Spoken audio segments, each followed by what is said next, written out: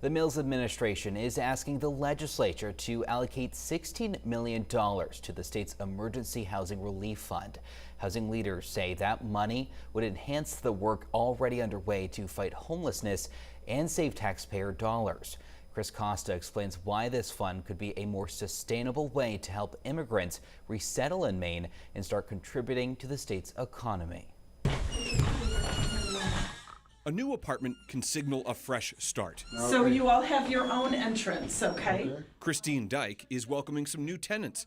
Apartments you might not expect to find under a church steeple. I realized we had so much additional space that was empty so much of the week.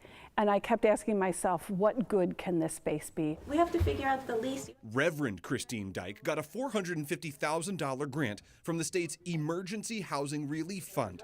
She put that money to work, renovating the First Parish Church in Gorham's empty space. These were all offices here, and they've all been converted to living spaces now, except that room right there was an office, and now it is 3 showers.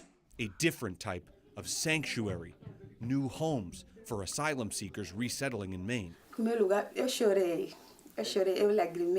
When I first came to this church, I cried. Amelia and her daughters arrived in Maine 5 months ago. She says at first, they lived on the streets. I never thought it was possible to move to a place like this. 4 families now have a new place. Which one is your bed? A real place to call home.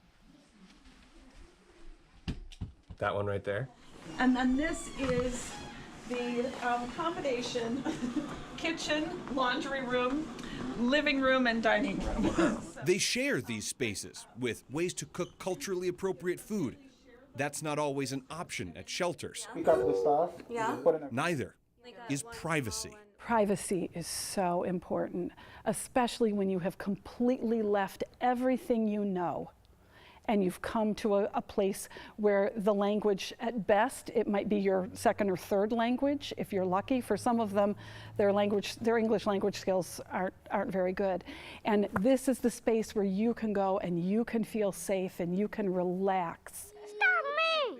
Stop me! State housing officials say this model is not only more humane, but more cost-effective than shelters or using general assistance dollars for hotels. The cost per night of assisting people is significantly less. And we also find that people tend to be less isolated. It feels like home.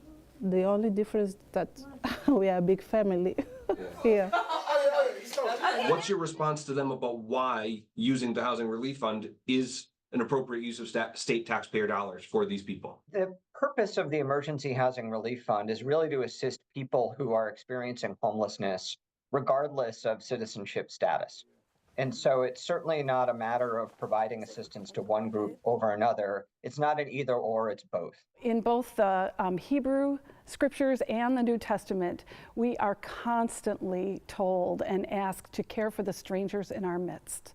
Care for the hungry, care for the homeless, care for all this, and we take that very, very seriously.